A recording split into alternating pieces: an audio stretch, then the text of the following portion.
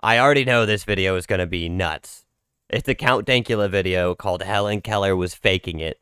Link to the original video in the description.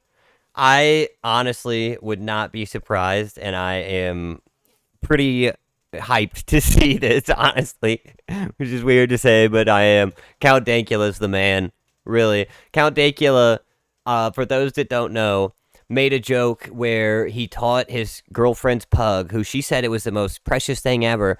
So he was like, what was the least precious thing I could teach it? I'm going to teach it to do the Nazi salute. He teaches it to do that. He goes to jail for it because Britain's not a serious country. Sorry, my viewers from Britain, but that that part is kind of crazy. And then he gets out of jail and gets literally famous for it.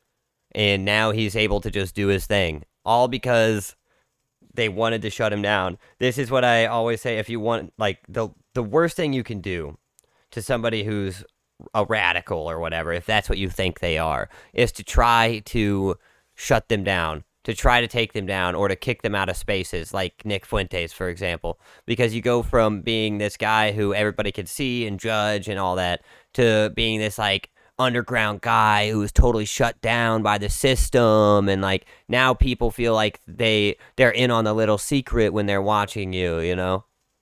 It actually creates a more loyal fan base when someone gets banned from almost everything. Now, you might see the title of this video and think that I've finally jumped the shark. That I've managed to posit something so stupid and so needlessly edgy that my credibility will from this point forward be forever tarnished. Nope, I don't think that at all. I'm immediately locked in. That I'm just saying all of this stuff for entertainment value. To which I say, nuh-uh, I'm actually being totally serious and sincere right now. You just think that I'm joking because you're scared or something. Yeah. Indeed, today I will be relaying to you the possibility that very famous deafblind author extraordinaire Helen Keller was, as a matter of fact, faking it. Now, why would I want to even entertain this notion? If this is true, I want my time back spent in middle school learning about this fake bitch. Do I just really hate blind and deaf people so much that I want to Snopes debunk them all like a lol random XD edgy dark redditor?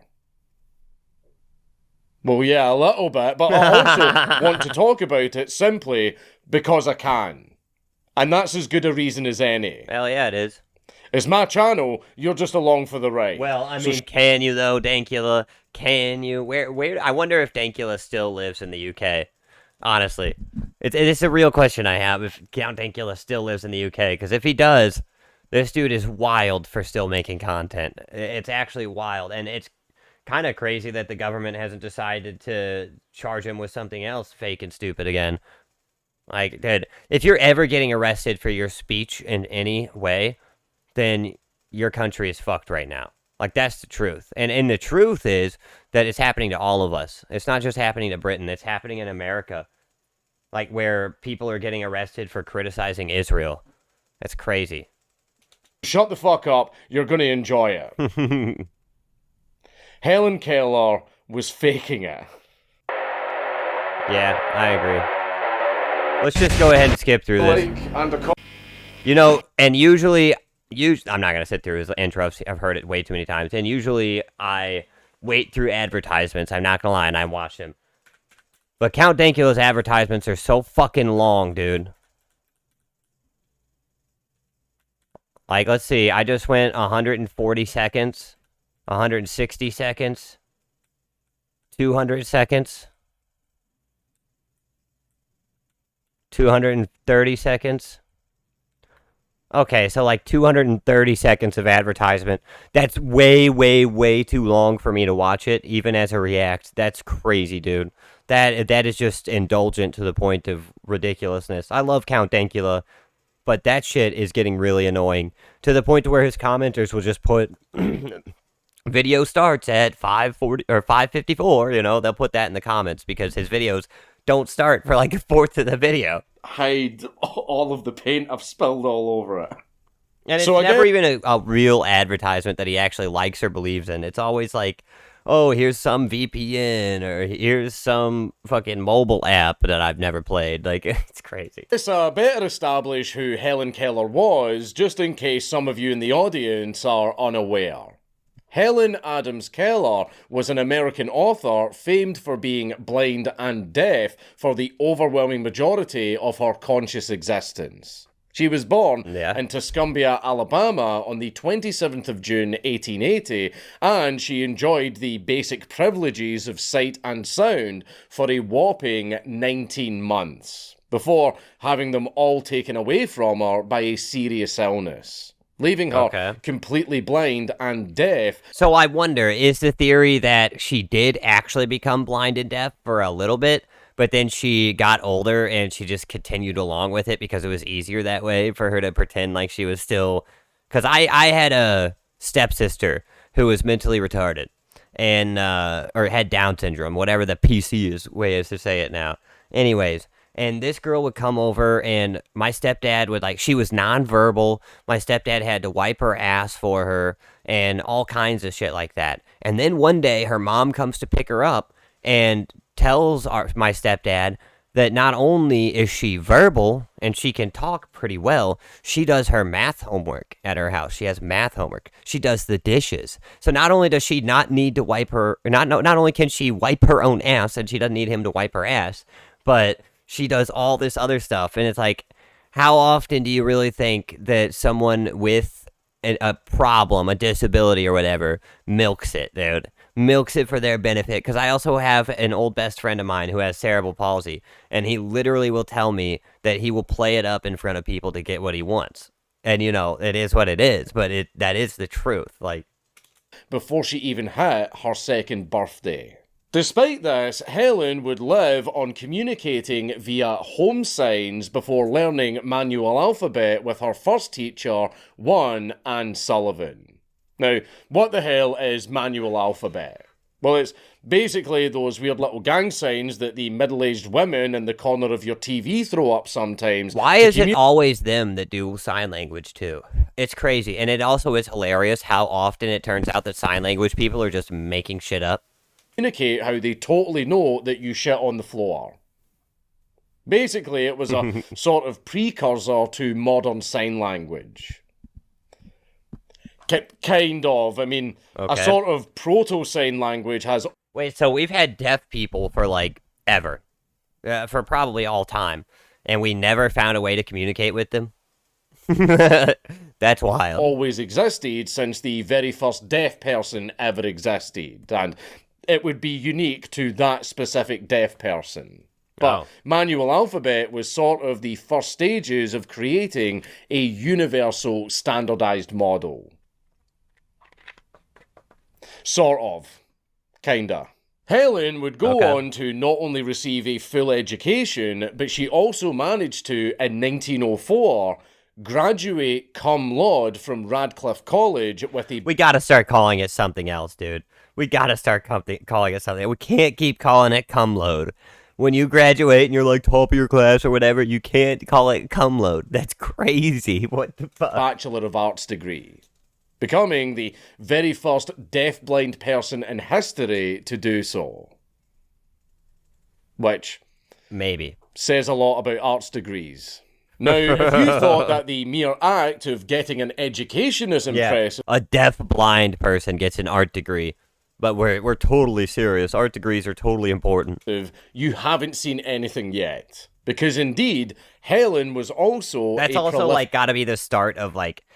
Activision, or not Activision, wow, activist fucking colleges, right? Of being like, oh yeah, she totally did good enough to be the top of her class. It's not because she's deaf and blind. No. It's because she did so well. Okay, yeah. Nobody believes you. Author. Having throughout her... either she's deaf and blind, or she's not. And either way, someone who's pretending to be deaf and blind is not your art cum load, and either is someone who actually is deaf and blind. That's crazy. Entire life, written and published 14 books and over 475 speeches and essays. There is the theory that her handler or whatever wrote these books for her and stuff, because as soon as she died, the book stopped coming out. Starting at just 11 years old with the 1891 classic The Frost King, being a short story about Jack Frost of Winter fame. Really? We will, of course, be coming back to this particular story, so keep it in mind.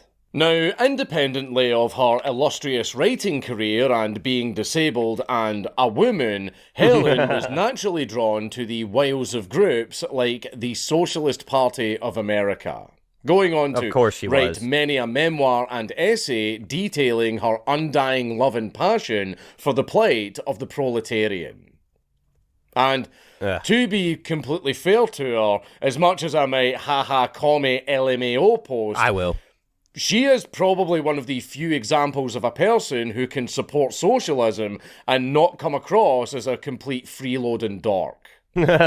She literally needs to rely on other people for stuff as basic as eyesight. That's actually a totally fair point. That, yeah, I mean, a lot of the time this is performative. Look at Hassan Piker having millions of dollars and then saying that everybody should live pious and that people should be giving to each other. You could give a lot of your money to people. You could go and help people, but you choose not to because you don't believe in anything you say. You're not a serious person.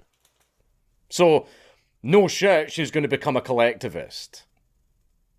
In her case, it's kind of entirely reasonable. True. Regardless, despite being literally blind and unable to pull the trigger, let alone hit the broadside of a barn, Helen Keller somehow managed to hit on occasion, including in her completely justified hatred of resident American Antichrist Woodrow Wilson. Okay. Objecting to him on I don't know much about Woodrow Wilson. Grounds of being, well, Woodrow fucking Wilson. Okay. Look, the guy was such a piece of fucking work that even fucking Helen Keller could see him for what he was. Of course, Helen's politics by today's standards would be considered the most milquetoast liberal white woman bullshit physically possible. Yeah. However, for the time... so she's the original vampire.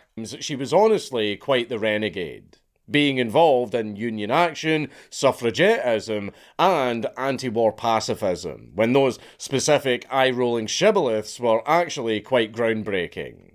Remember, this was in the 1910s that she was doing this.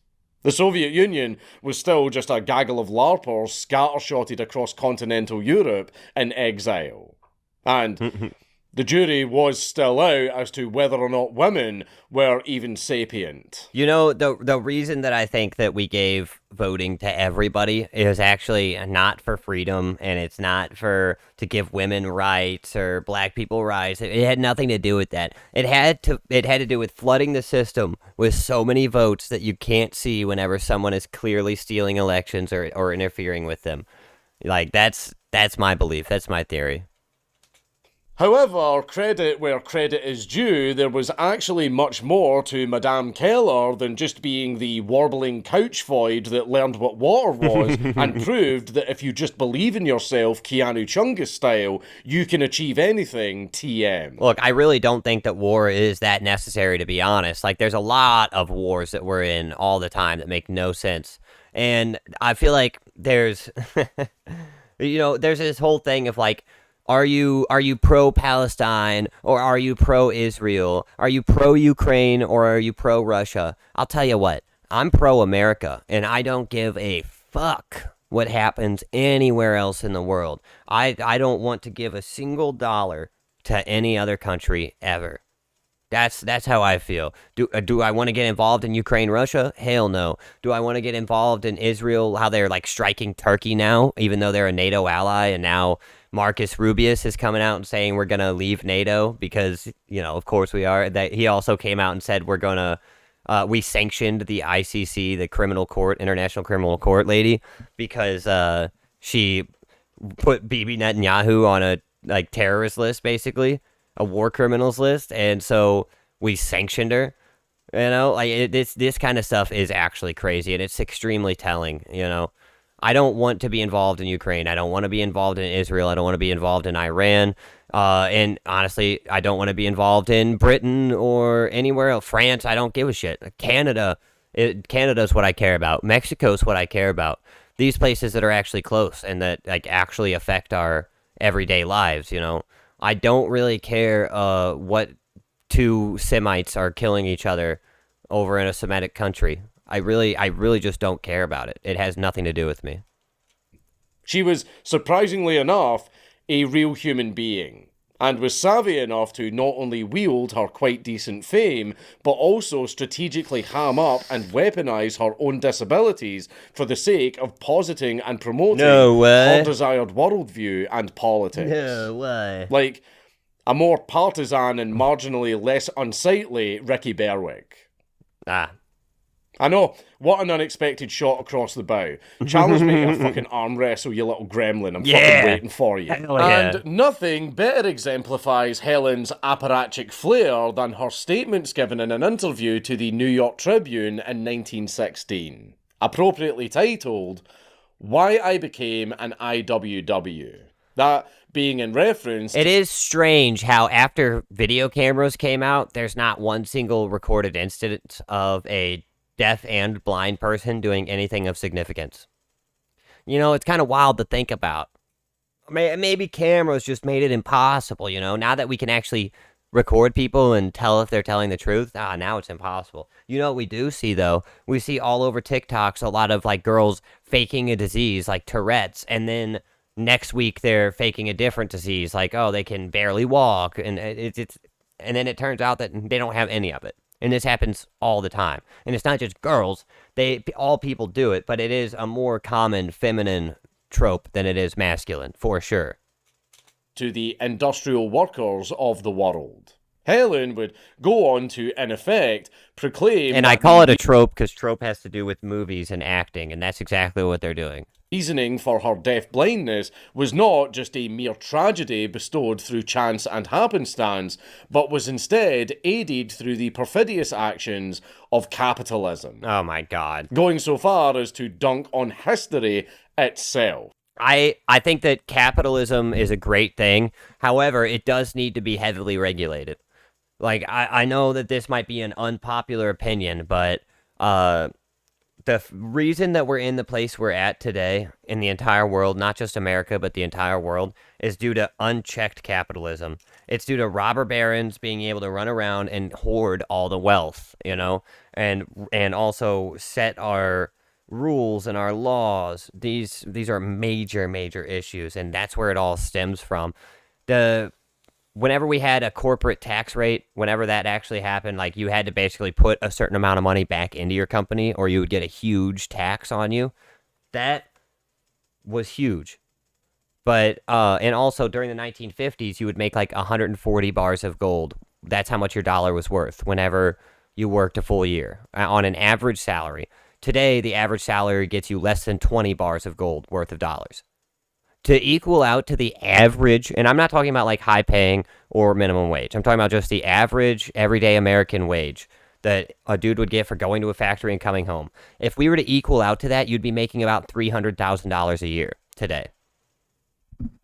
And then you look at money getting devalued. Well, when did it happen? It happened the exact time that we went away from the gold standard. Because, yeah, money fluctuated. It got more and less valuable. And then we left the gold standard and it just plummeted.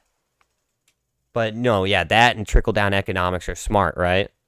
Deriding the studies of antiquity as nothing more than hot air that detracts from what really matters. It's extremely telling that the only people who support unchecked capitalism are extremely rich people and extremely stupid people. Potatoes. To quote the lady herself... That being said, though, sorry, I'm pausing a lot. That being said, though, I'll go back.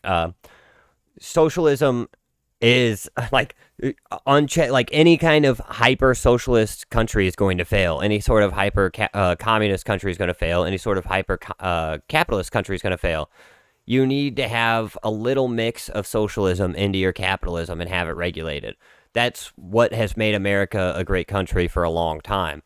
The little safety nets we have, so to speak, and I don't know. I do literally hold some socialist values. Like, I agree with food stamps. I think that people should be getting help with their food, and not because I think that the average American is not capable of working, it's because of the children, right?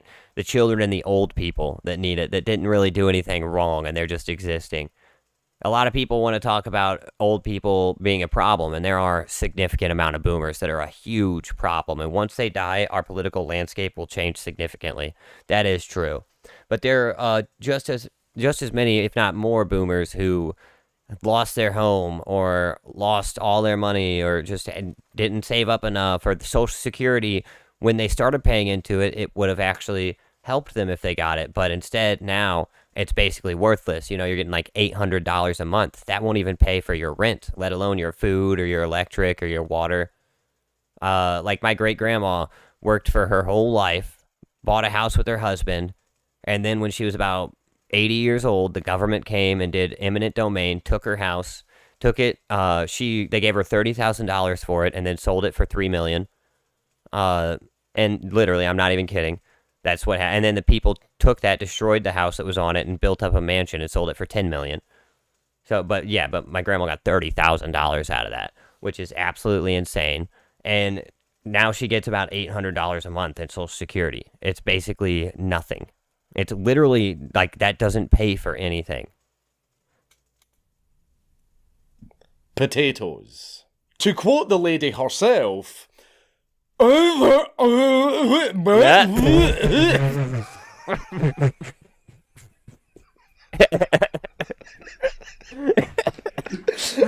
sorry. Oh my god. I'm sorry. You turned into a seal on that. No, we was just wondering what was going on. Anyway. I was outside with Efren. Is he having like an anaphylactic? God, his buddy is so fucking Scottish. Holy shit.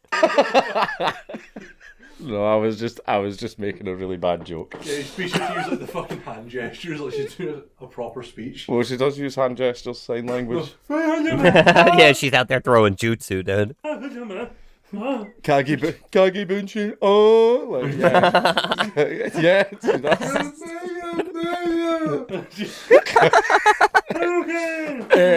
Anyway, I will continue with the rest of the quote.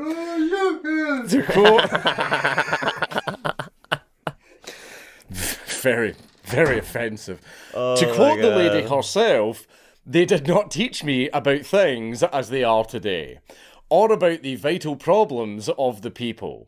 They taught me Greek drama and Roman history, the celebrated achievements of war, rather than those of the heroes of peace. For instance, there were a dozen chapters on war where there were just a few paragraphs about the inventors. And it is this overemphasis on the cruelties of life that breeds the wrong ideal. And now that we don't focus on the cruelties of life and we only teach people happy and nice things, everybody's a pussy and a loser. Huh. I wonder why we were teaching war. I wonder why we were letting kids go out and play. Like, dude, it's crazy. It's silliness right there, dude. You can't just preach peace all the time and then expect your neighbor to be peaceful too, dude. This fucking dumb idiot lady. I mean, she literally was dumb. Deaf, dumb, and blind, so fair enough. She was clearly blind, too, because she couldn't see what she was doing was wrong. Education taught me that it was a finer thing to be a Napoleon than to create a new potato. What? What is this But we dumb have bitch those. talking about? What? A new potato? What the fuck are you talking about? They're called new potatoes. All of this hot air is to say that she is not just a mere deafblind daisy. There was a lot more to her than met the eye. If she were alive today, she would be a chronically online gremlin who'd be making weird TikToks complaining about the need to decolonize the schools, as for well sure. as pushing her shitty Etsy store to sell beautiful Che Guevara merch. And within a couple of years, she would have went from a beloved figure to being found out for being a fraud. I guarantee that. That's not an insult. I respect the hustle. I love capitalism too. But despite that statement being just a lot of comic gobbledygook, it was very well put together and intelligent sounding. It almost makes you think that Helen had a lot more ability than she was letting on.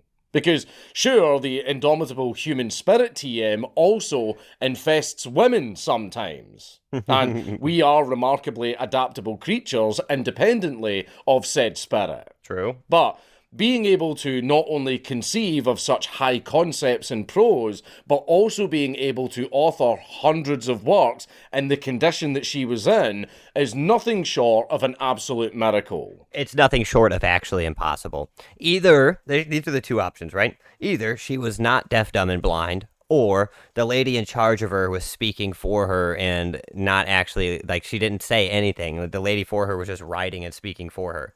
Those are the two options. There's no other option.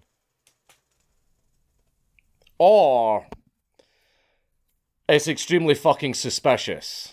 Indeed, I have reason to believe that Helen Keller was, as a matter of fact, faking it. Hell yeah, brother. Or she was at the very least being exploited by her handlers and carers who were using her condition to make her unknowingly push their politics. See, I could definitely see either way, for real. I'm ready to get into it. And I have some arguments that could be considered only sort of shaky and only somewhat offensive. You think she was being exploited? So- That's where my theory is too. Like, realistically, I do think she was just some deaf, blind, retarded girl who was being exploited for sure by her handlers. And it wouldn't be the first time that happened in history. How about that? Well, let me just get into the meat and potatoes of it. Let's return to that very first book of hers. If that wasn't the case, then we would have seen another Helen Keller. You know, since the age of cameras and everything, we would have seen another one by now. If it wasn't the case that she was either faking it or being exploited, and it wasn't, none of it was really real, you know? The Frost King. Now, you see, her breakout hit at just 11 years old was not without controversy. Yeah. Because despite the fact that its creation Yeah, there we go. itself- I mean, if that doesn't tell you right away that it's all bullshit, then I don't know what will. She wrote a book at 11 years old. Yeah, fucking right, dude. Yeah, you're right. Wasn't that when she was learning to say, wah, wah? It's like, what the fuck? canonically a miracle and an absolute triumph of the human will, it indeed still came under a lot of flack for something most unexpected given the circumstances. What's that? It was supposedly plagiarized. According to the Virginia-based Goodson Gazette, No. Oh my god. So not only was it all fake anyway, it was plagiarized at that. Holy shit, dude. There's an allegory in there. the story was, as a matter of fact, a not-so-well obfuscated retelling of the Margaret Canby piece, The Frost Fairies. A short story within The Birdie and His Fairy Friends, with the similarities between the two works being so similar that it was theorised that this entire book was a fraud from Helen Keller's carers. As for Keller herself, well, she obviously denied the accusations, claiming that she had no recollection of ever having read the work. Well, not... Well, I mean, I don't doubt that. offense, but I mean, of course she fucking didn't. But nor having the work read to her. But letters Again, if she's deaf and blind, no shit. from the period of time from her showed that she was having dreams that were suspiciously similar to entire passages from the Birdie book. Now, that means one of three things. One, she had it read to her and she just took some conscious liberties. Two, she had it read to her but suffered from an acute and narratively useful case of cryptomnesia. Meaning, in layman's terms, that she just consciously forgot about it. Okay. But the story lingered in the back of her mind. I've seen a lot of things where this happens. I don't know if this is the same thing, but like, for example, where you're talking to your mom, for example, and she starts talking about the past and all these things that, like, oh, she did so great and all this stuff, and then you have to remind her, it's like, actually, like, none of that's real. Like, I know you've convinced yourself that that's how it happened, but it really, really isn't. And came to the forefront in the form of dreams. Or three, she's a psyker. It would seem that the common consensus falls into number two, which is a bit of a stretch, but hey, she is deaf and blind, and also totally at the whim of her carers. Right? True. Well, we actually can't say that for absolute certainty. Because you Okay. see, deafness, blindness, and therefore deaf-blindness all work on a spectrum. It's not just... I never even thought about that. There is a distinct possibility that she could kind of see and kind of hear. that you are guaranteed to see absolutely fuck all or hear absolutely nothing if you're blind or deaf, respectively. Instead, it usually manifests in a gradient of diminished senses. The extremes absolutely do exist, but there is every possibility that Helen Keller's POV was something more like... Sure, it's kind of fucked to interpret. However, if you were acclimated to this from basically the beginning of your conscious memory, you could quite easily adapt with a little bit of help. This is worth bringing up. That was an amazing demonstration of it, actually. Holy crap. Better than I would have expected. Because Helen Keller was kicking about with this condition in the 1890s through to the 1930s. That is to say that that time period was not exactly at the cutting edge of medical awareness and research into the fields of deafness, blindness, etc., etc.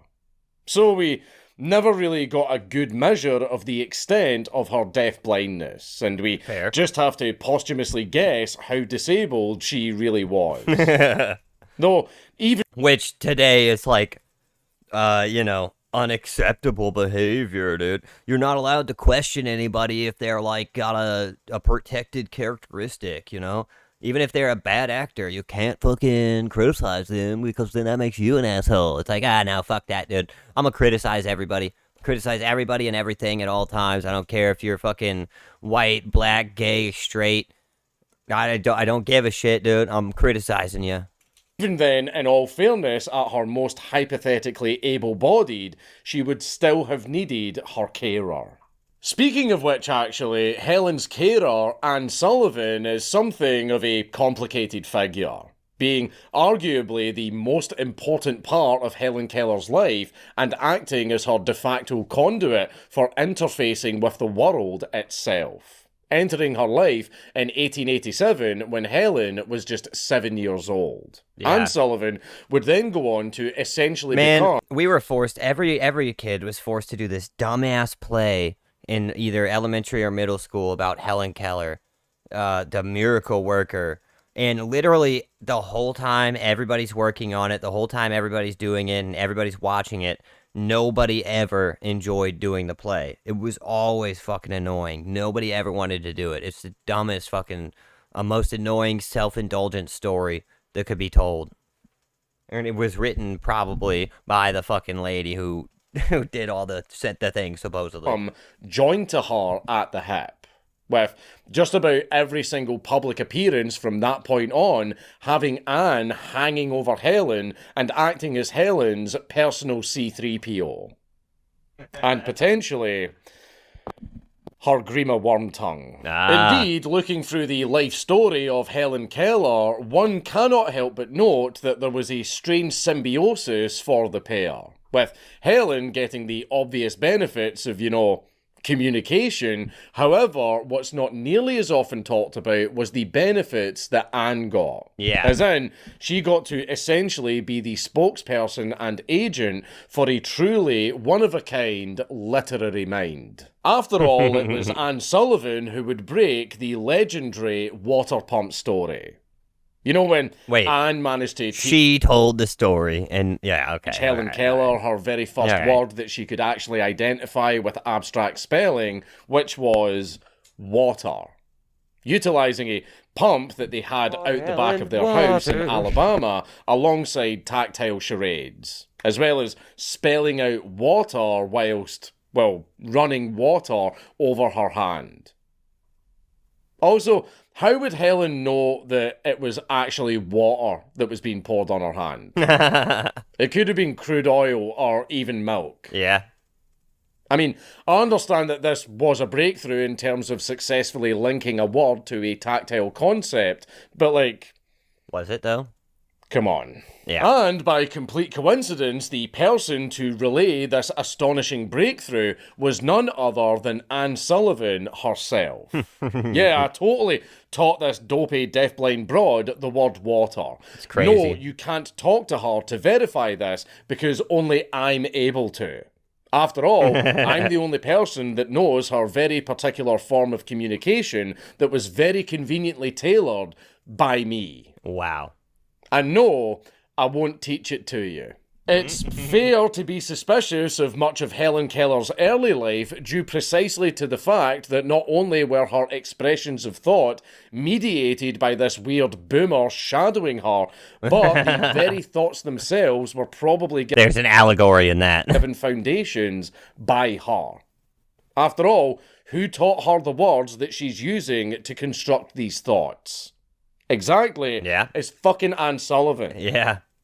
Helen Keller, the Who had free been with her since she was 7. thinker, arguably doesn't exist. Now, granted, Helen Keller would go on to learn things like Braille and have a whole swathe of interpersonal relations and conversations, including a fucking love affair with some chancer called Peter Fagan. What? Her private secretary, who managed to woo her so thoroughly that she got fucking secretly engaged to him, What? pissing off her entire family in the process. By the way, this guy was literally known as the finger-spelling socialist. Gross.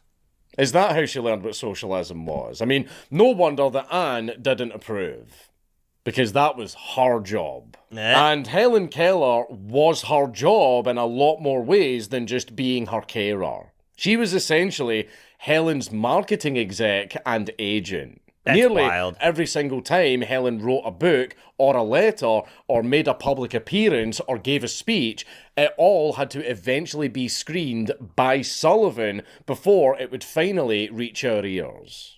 Like a weirdly Orwellian version of Chinese whispers.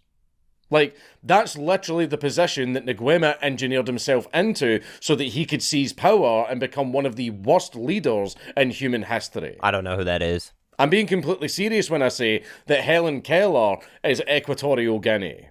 Now, Okay. am I saying that Anne Sullivan was on the very cusp of assuming direct control of Helen Keller and declaring herself a Hitlerian Marxist? No. What? Because, amongst the other obvious reasons, women don't exactly make for darkly enjoyable, eccentric autocrats. Regardless, I think I've laid Actually, George Orwell wrote in his book that it is the women who are the most virulent subscribers to propaganda, and it is the woman who will sell you out first to before the man, because she fully believes in the system. Now, take it that how you will, but George Orwell was an incredibly prescient man. out some pretty good reasons as to doubt if Helen Keller even exists. I think he even said there's no fervor. What? How did he put it? It's something like there's no fervor like a woman with a cause or something. Like, As, indeed, in an abstract way, she never really did. If a tree falls in Helen Keller's mind and nobody is able to cleanly communicate it, did it even happen? Why don't we talk about the fact that Helen point. Keller was literally wheeled out onto the vaudeville circuit to perform shoulder to shoulder with the jugglers, the clowns, and the other freak shows live on stage in a fucking theatre? what? Where she, with Anne, of course, would, I shit you not, perform a Q&A with the audience. No. She was not just an attraction to be gawked and bewildered at like a bearded woman or a seal in a tie, but she was given as dull a fucking... He said that's why we should repeal the 19th. Look, dude, I'm not gonna lie. There's a big conversation about that happening right now because of the Clancy case, where this lady murdered her 3 kids. The forensic evidence says she did it. The husband says she did it, and she says she did it. Literally. Her defense is that she had postpartum depression, and that's why it's okay for her to murder her children. And then you see all over TikTok and all over the internet a bunch of women getting millions of views, thousands of comments supporting them, showing that they too are thinking about killing their children. You look at these things, dude. You look at things like that, and you go, "How the fuck did we get here?" Because, dude, I've been depressed in my life, for sure. I've had horrible thoughts to myself. I've never once in my life even imagined harming my child. Never once in my entire fucking life. That's been my biggest fear, actually, is that she gets hurt. And so it's crazy to hear this whole, like, well, postpartum depression is a good excuse to kill your kids. Also, the dude didn't look happy, so he must be guilty. It's this emotional thinking that is really, and it's not just that women are doing it. It's the problem is too is that a lot of men have become extra feminine. This is the truth. Men have been feminized by media for decades, to the point to where we used to have a balance of, a man is logically thinking and a woman is emotionally thinking. And those two things together can create some great things, for sure. The issue now is that there are way too many men who are emotionally thinking, and yet the balance didn't shift on the other end, truthfully. Like, and I'm not saying, of course, anytime I say, this about a group or this about this type of people, like, I'm not saying indefinitely for everybody, because there's for sure super based chicks out there. There for sure are super, super based chicks out there. But the issue is percentages, Like, whenever a certain percentage of your group is going out and saying that we should have endless immigration because you feel bad for them, and that you shouldn't kill invaders at your border because you feel bad for them, and that we should, instead of stopping rapists from coming into our country, hand out pamphlets to them explaining why it's bad to rape people. Like, this is clearly a problem. You said I don't think all women shouldn't vote. I just think most people shouldn't vote, and that includes women. I'm with you there. Actually, my system of voting would be, and all right, hear me out before I finish. My system of voting would be that only married men could vote. All right? Now, this would make it to where, and hear me out before you call me evil. Because a married man, a woman would marry a man based on agreeing with his values. That's how it realistically should be. You shouldn't be raising a kid together if you don't agree with each other's values. And so if a woman marries a man because she agrees with his values, then she should agree with his vote.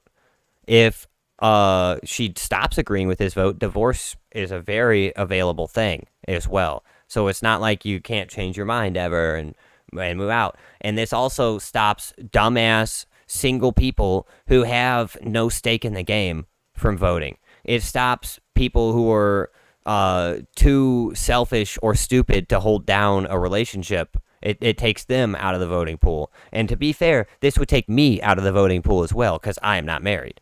But I don't, that's how I would do it. That feels like the only way that you could, and it still wouldn't be 100%. It wouldn't be. But that's the only way you could make it realistically make any sense. That would also have marriages going up, childhood rates going up, people having more kids, being more involved in their family life. This would solve a lot of problems. You said women entering the workforce has been a disaster for society. It truly has, and for, like, the reason of HR, right? That's a great example of how there are so many companies that I've worked for that have been brought down by HR departments. I worked for this weed company. In the first year I worked there, we didn't have an HR department. And you could work your ass off, make silly jokes, and you would get promoted based on the work you did. A year in, this HR lady came, who, by the way, HR's, like, entire job is to communicate, and this lady was straight up from Poland and could barely speak English. So, like, first of all, what the fuck are we even doing here? Your job is communication and you can't speak the language. That's absolutely nuts. But then she comes in, and now there's new rules in place. Now you can only get promoted every 18 months or every 12 months or something. You only get a raise. Like, if you make a joke about somebody or to somebody and someone overhears you, not even that you made it to them and they got upset, but someone overhears you, then you can get fired for that. Dog, we had our best trimmer in the entire facility who was, like, out trimming people by pounds of weed a day. Literally out trimming by pounds of weed. We had them get fired because they made a joke where they called someone retarded. We had another guy who was married to a black girl, and he called her the N-word with the AH at the end, of course, you know, and he got fired for saying that to his black wife. It's like, that's not, that we can't be serious there. And then you look at the other things of like, well, now that we have no production in America, we have a way higher female workforce than we do men. More women are working than men, and women are getting paid higher than men on average. The wage gap is actually opposite of what they said it was for a long time. The wage gap is actually the complete opposite way around. Women get paid more to do jobs than men do. Women get more higher paying jobs because they're seen as safer, and they don't really like. And I'm like, I don't know, dude. It's a crazy thing. On top of this, they have taken away the bargaining power and the ability to have a one working person family, because before you could have one dude work, and the marketplace or whatever you weren't able to hire women. That takes half of the workforce out, right? And when half the workforce is gone, you have to pay the remaining workforce an actual amount of money, or else you just can't do it. Now we have it set up to where you literally can't even live by yourself. If you were to try to live by yourself, it'd be impossible, because you need to have so much money coming in. Like, you have to have a roommate or a wife or something. You literally cannot live on your own. So even the whole aspect of, well, it's for freedom, it's for everybody to have their own freedom and everything, it's not true. It doesn't work that way. You end up giving out so many freedoms that at a certain point you're taking away freedoms, and you don't even realize it because you think you're being virtuous, you know? And that's why I say women entering the workplace has been a disaster. Yeah, exactly. There's a lot of reasons to it. And I'm gonna say this. I've worked with some badass chicks before who get the job done better than men, for sure. There was this chick I worked with named Angel who she knew the entire water system better than anybody else. So there are exceptions, for sure. But the fact is that there's probably a dude out there that could do the same job just as good as her, and then she could be at home with her dog was dying at the time. She didn't even want to be at work. And most of these girls you talk to, by the way, they don't want to have to work. Their great-great-grandma set up this system. They don't want to fucking have to work. Most of the girls that I've met in my life would rather just stay at home and have their man work, but they can't because the system is set up against them. It's not just against men, it's against women too. Because, dog, if I had the option for somebody else to just pay for my shit and I could just stay at home and like take care of the house, obviously that's what I want to do. That sounds awesome. I was a stay-at-home dad for 1.5 years, and I didn't get a single lick of help from the mom at all. She did not help. We had to set shifts for her to spend time with her kid. And and I still had a great time with it, dude, like, because I was just at home. Dude, half the time when you have a kid, you're not even watching them. You're sitting at home, you're watching TV, you're playing video games, and then, oh, I need a peanut butter and jelly. Okay, I'll make you a peanut butter and jelly. It's actually not that hard to raise a kid that's over 2 years old. Once a kid hits 3 years old, it's literally so easy. Think of how often a man calls in sick versus a woman. Well, and that partly has to do with just like normal bodily functions too, right? Once a month, every single month, a woman gets sick and angry. Every single month, once a month, a woman gets sick and angry. And you know what the funny thing is about this? We talk about how we just have to accept, crying is like being sad all the time is apparently normal and all this stuff. All the feminine emotions are super normal, apparently, but no masculine emotion is, right? Because if a woman cries to you for 3 hours straight, you're supposed to just sit there and listen. But if you yell at her for 1 minute, then you're a monster. This is the double standard. A man's natural emotional range is different than a woman's. We're actually not all the same. And that they want to keep teaching us that we're all the same, and we're not. There's obvious differences. There's difference between cultures. There's difference between genders. There's difference between everything, dude. Nobody's the same. We can't all be special little snowflakes and all be the same type of person at the same time. It's actually is a crazy thing, dude. I don't know. Segment as a Q&A. Made even worse by the fact that some of the questions were rehearsed in advance. And the audience knew that. Hey, Miss Keller, say you can see. I can see. Oh my god. What? Oh my god. That's right, Helen Keller performed on stage in a live theatrical event where the audience was knowingly duped into a sense of unreality. No, dude, and you know what's funny is back in the day, my great-grandma, she actually lived that life. She's living with me now, actually, but her husband, she worked as a lunch lady for like 20 years, but that was like a 5-hour-a-day job. And she just did that to get out of the house. And a reminder to people that even whenever women didn't, quote unquote, didn't have rights, they still had jobs. They were still teachers. They were still nurses. They were still cooks. Like there still were jobs that they did, even back in the day. And, obviously she was born after, the suffrage thing and everything, but she got to live that life, and she is very somber about the fact that nobody else does. Like, she only worked because she wanted to. That was it. She worked not because she wanted to work, but because she wanted to hang out with other ladies her age. That was literally her whole reasoning to getting out of the house. Her husband took in all the money, and the second she decided she wanted to quit, she did. The second she was done, she did, because she could. And nowadays, the worst part about it, her Social Security doesn't pay her anything. Her house got taken through eminent domain from the government. She got really fucked by society because her husband died, and she was doing well for a while, doing well on her own. But then, all the stuff starts to dry up, and nobody wants to think about the old person that's left in their house alone with, their husband's dead and everything. Like, nobody wants to think about that. Luckily, she has a good family.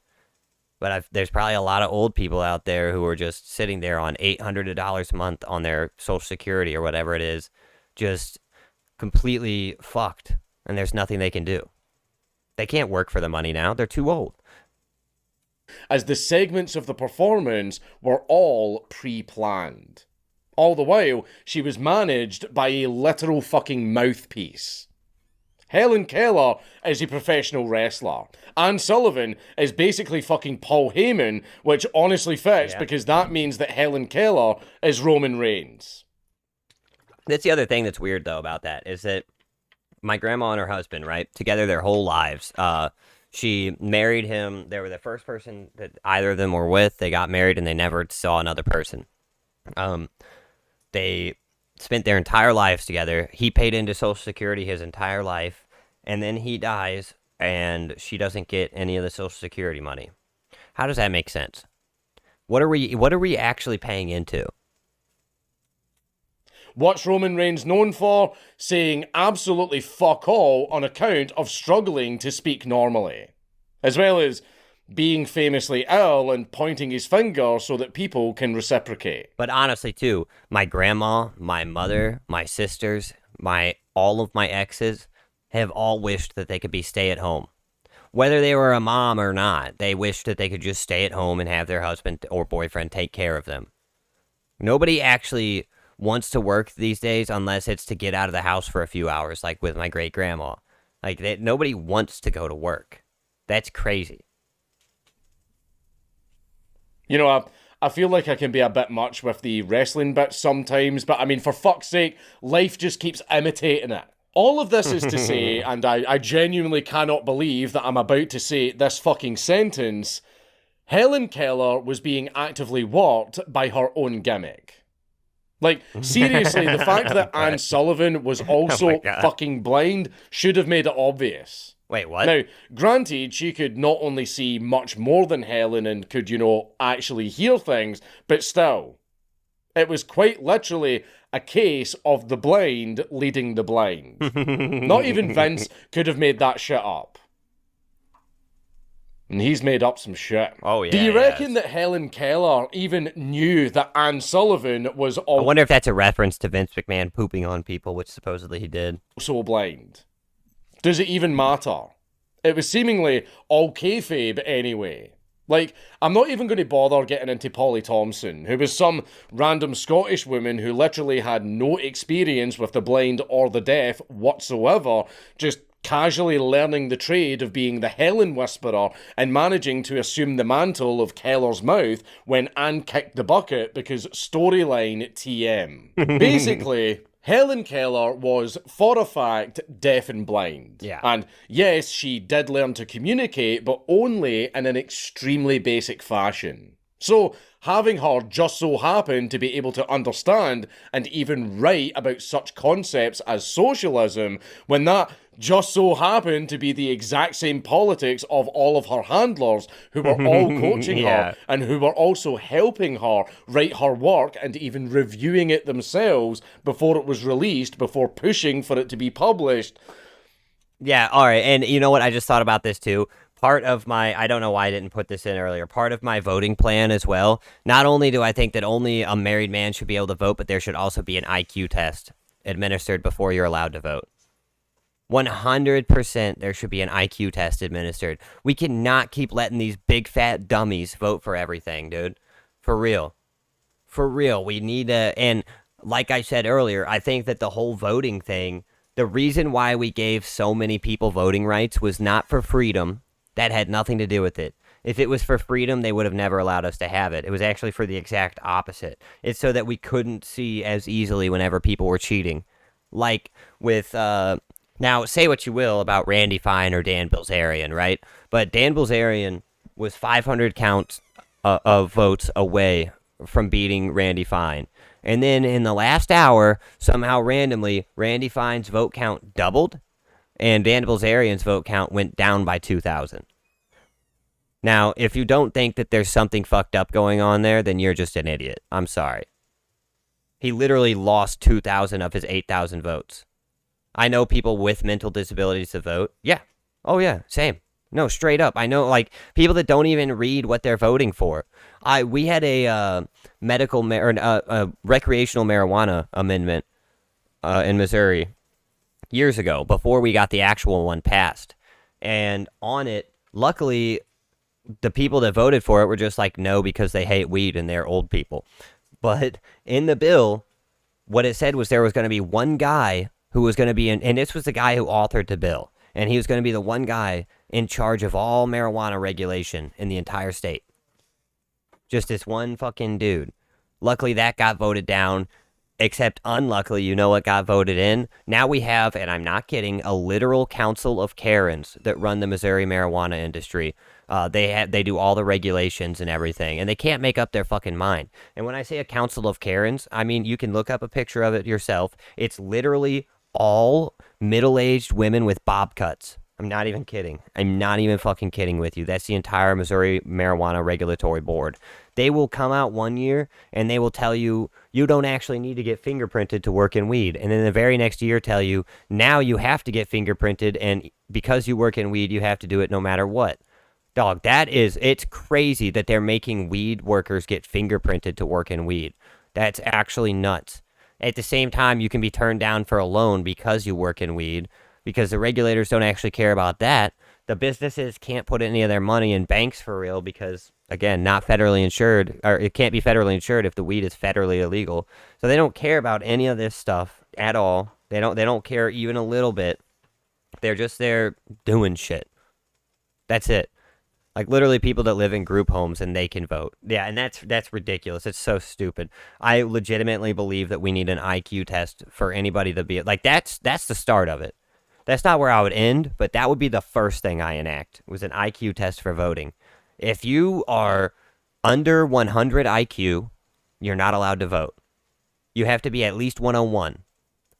That would be my rule. You have to be at least 101 IQ to vote, and on top of that, you need to be at least 101 IQ to be a politician.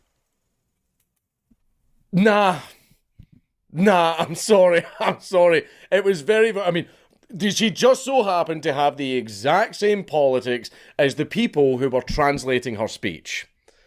She just, wow, what Yeah. are the fucking chances? Shut the fuck up. They were taking her for an absolute ride. True. Helen Keller was being completely taken advantage of. Her handlers were using her condition and the miracle of her learning to communicate to get as much press and interest as they possibly could so that they could get as many eyes on them as they possibly could before they did a rug pull.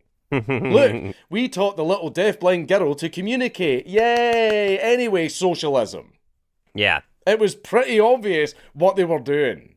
Although, taking advantage of the disabled and downtrodden to push your shitty, retarded politics is just leftism 101. It is. It is. No, Which- I mean, that truly is. And, like, so left-wing politics is to take advantage of the disabled and downtrodden to push your values. And right-wing politics is to take advantage of retarded people who don't know any better. The truth is, and when I say this, I'm talking about voting for politicians. I'm not talking about the actual politics, because clearly I'm more of a right-wing person, for sure. But the actual politics of it are just taking advantage of people, lying and obfuscating. And it's super obvious whenever you look at how people vote. People vote for a senator or vote for a president, whatever you want to say. Let's say a president runs on no new wars and making life affordable and releasing the Epstein files. And then he gets into office and he literally does all of those exact opposite things. He does the opposite of every one of those things. And a lot of people will still support him and still go, you know what? Because it's easier to convince a man, or it's easier to fool a man than it is to convince him he has been fooled. And that's the truth. Yet most people fall for it. They do, which is, again, why I think we need an IQ test for voting. These troglodytes that are running around voting us into oblivion. It's actually crazy. I mean, anybody that believes that open borders are a good thing should just take one look at history. Just one look at any place in history that has ever allowed in endless amount of immigration and watch it fail. And watch it fail super fast, dude. This has literally never worked. Not once. They are still doing to this day. I mean, Helen Keller didn't even know the word for water until she was 7 years old.